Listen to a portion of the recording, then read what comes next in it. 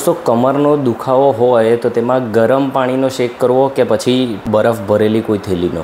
हवे आ एकदम कन्फ्यूजनवाळो सवाल छे। तेना उपरथी बीजुं कन्फ्यूजन ए होय छे के सर दिवसमां केटली वखत करवानो अने तेमां शुं प्रिकॉशन राखवाना। तो आ जे कॉमन सवाल छे ते सवालोना जवाब बाबते आ विडियोमां चर्चा करशुं। दोस्तों मारुं नाम डॉक्टर सौमिल मांडलिया छे अने हूँ अमदावाद खाते मणका अने सांधाना एक्सपर्ट तरीके प्रेक्टिस करूँ छुं। दोस्तों જ્યારે પણ તમારે ગરમ કે ઠંડા પાણીનો શેક કરવાનો હોય તો તેમાં સૌથી પહેલાં તમારે એક કન્સેપ્ટ સમજવો જોઈએ કે આ બંને વસ્તુથી એકચ્યુઅલીમાં શું ઇફેક્ટ થાય છે। હવે એ સમજો કે કોઈ બી જગ્યાએ જ્યારે તમે ગરમ પાણીનો શેક કરો છો તેનાથી જે પણ જગ્યાએ તમે શેક કર્યો તે જગ્યાનો બ્લડ સપ્લાય બેઝિકલી તે જગ્યાએ લોહીનું પરિભ્રમણ વધે છે। ત્યાં જેના સ્નાયુઓ હોય છે ગરમ પાણીના શેકથી તે સ્નાયુઓ રિલેક્સ થાય છે, થોડા ઢીલા પડે છે। તેના કોન્ટ્રાસ્ટમાં તમે ઠંડા બરફનો કે પાણીનો શેક કરો તો તેમાં જે લોહીનું પરિભ્રમણ હોય છે તે જગ્યાએ ઓછું થાય છે અને જે સ્નાયુઓ હોય છે તે કડક થાય છે અને તેની ઇફેક્ટ હોય છે। હવે ગરમ અને ઠંડા પાણીના શેકની તમે ઇફેક્ટ જોઈ।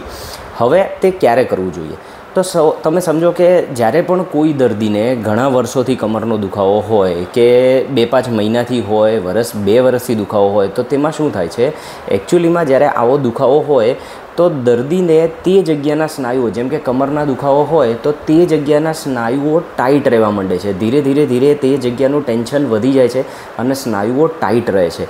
તેથી તેવા કેસીસમાં અમે ગરમ થેલીનો શેક કહેતા હોઈએ છીએ કે જેનાથી ત્યાં આગળના સ્નાયુઓ રિલેક્સ થાય અને ત્યાંનું લોહીનું પરિભ્રમણ વધે કે જેનાથી દર્દીનો દુખાવો ઓછો થઈ શકે। તેના કોન્ટ્રાસ્ટમાં બીજી વસ્તુ કે જ્યારે કોઈ દર્દીને 2-4 દિવસથી દુખાવો હોય કે સડનલી તમે કોઈ વજન ઉપાડ્યું છે અને તેના કારણે તમને ત્યાં આગળ દુખાવો વધી ગયેલો છે તો તેમાં તમારે ઠંડા પાણીનો કે બરફની થેલીનો શેક કરવો જોઈએ કે જેથી ત્યાં આગળનું લોહીનું પરિભ્રમણ થોડું ઘણું ઓછું થાય અને તેનાથી તમને દુખાવો ઓછો થઈ શકે। કારણ કે લોહીનું પરિભ્રમણ ઓછું થશે તો તે જગ્યાએ સોજો પણ ઓછો થશે।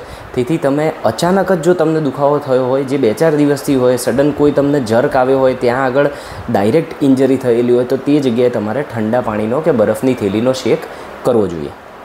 બીજો સવાલ દિવસમાં કેટલી વખત કરવું જોઈએ।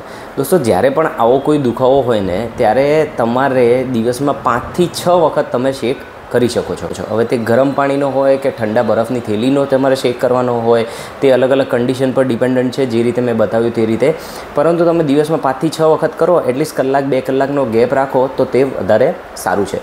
અને ત્રીજો સવાલ કે જે એકચ્યુઅલીમાં ઇમ્પોર્ટન્ટ છે તેમાં શું પ્રિકોશન રાખવા। તમારે ગરમ પાણીનો શેક કરવાનો હોય કે બરફની થેલીનો, હંમેશા તમારે શરીર ઉપર મતલબ કે સ્કિન ઉપર ડાયરેક્ટલી શેક નથી આપવાનો। હંમેશા કોઈ એક લેયર વચ્ચે હોવું જોઈએ। મતલબ કે કમરમાં શેક આપવાનો હોય તો તે જગ્યાએ તમારે એક કપડું રાખવું જોઈએ અને તેની ઉપર તમારે શેક કરવો જોઈએ। એવું નથી કરવાનું કે તમે એક બરફની થેલી રાખી કે ગરમ થેલી રાખીને તેની ઉપર સૂઈ ગયા અને આપણને ઊંઘ આવી ગઈ, તેવું નથી કરવાનું કારણ કે તેની પણ સાઈડ ઇફેક્ટ થઈ શકે છે। ત્યારે કેટલાક દર્દીઓને એવું પણ થાય છે કે ગરમ થેલીનો શેક કર્યો હોય અને ત્યાં આગળ બર્નિંગ થઈ ગયેલું હોય, તો તેવું ક્યારેય પણ ન કરવું જોઈએ। તમારે હંમેશા એક લેયર તે જગ્યાએ રાખવું જોઈએ। અને આ 3 સવાલો સૌથી મોટા ઇમ્પોર્ટન્ટ છે કે જેના મેં તમને સવાલના જવાબ આપેલા છે। આશા રાખું છું કે તમને આ ગરમ થેલી અને ઠંડા પાણીનો જે શેક છે તેમાં ઘણી જ ક્લેરિટી મળી હશે। ધન્યવાદ।